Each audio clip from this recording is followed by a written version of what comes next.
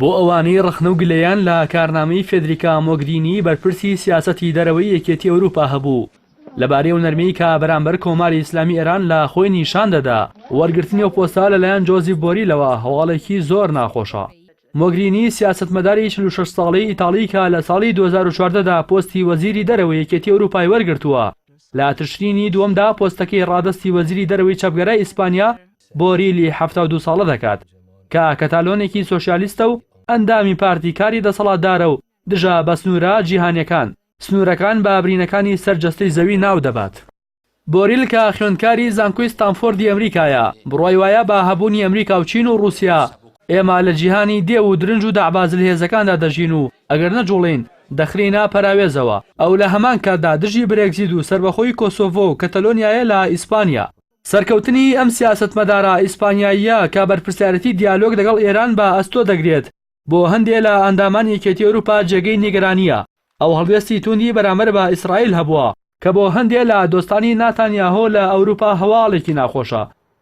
گەرچی بۆریل لە ساڵی 1969دا بۆ پشتیوانی لە ئیسرائیل ژیانی لە کیبوتسی جۆلان دەست پێ کردو هەر لەوێ ژیانی هاوسەری پێکێنا هەڵوێستی زۆر توندی هەبووە بۆ پشتیوانی لە قەواری زایۆنیستی. بەڵام ستەمکارەکانی پارتی لیکۆد و ناتانیاهۆ لە دوا وێزگەدا کردیا ڕەخنەگرێکی سەرسەختی ئیسرائیل.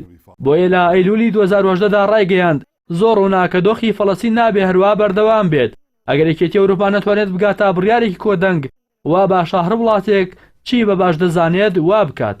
ئەمەش ئاماژە بوو کە مەدرید لێکۆڵینەوە لەسەر بڕیاری دانان بە دەوڵەتی فەڵەستینیدا دەکات باوەکو یەکلایەنش بێت و ئیسرائیل دژایەتی بکات.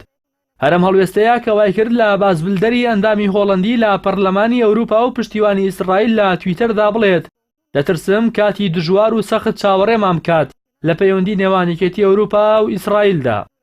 بۆریل ئیدانەی کوشتارەکانی سنووری غەزەی کردو لە ڕۆژنامەی ریپۆبلیکادا نووسی ئەو ئاهەنگانەی دامەزراندنی ئیسرائیل لە ڕۆژی دووشەمەی ڕەشدا کە بە خوێنی مەدەنی فەڵەستینی داپۆشرا ئاماژەیە بە یادی 70 ساڵەی ڕاگەیاندنی ئیسرائیل داڕنینی مافی مرۆڤایەتیە لە فەڵەستینیەکان لەلایەن بەشێکی زۆر لە چینی سیاسی و کۆمەڵگەی ئیسرائیلیەوە. تەنانەت هێرشی کردا سەرگوێزانەوەی باڵۆستخانەی ئەمریکا کە هاوکات بوو لەگەڵ کوشتنی 62 فەڵەستینی. بۆریل هێرشکردنا سەر بزوتنەوەی حەماسی با بۆمبارانی ترسناک و ملهوڕی سەربازی ناتانیاهۆ ناوبرد.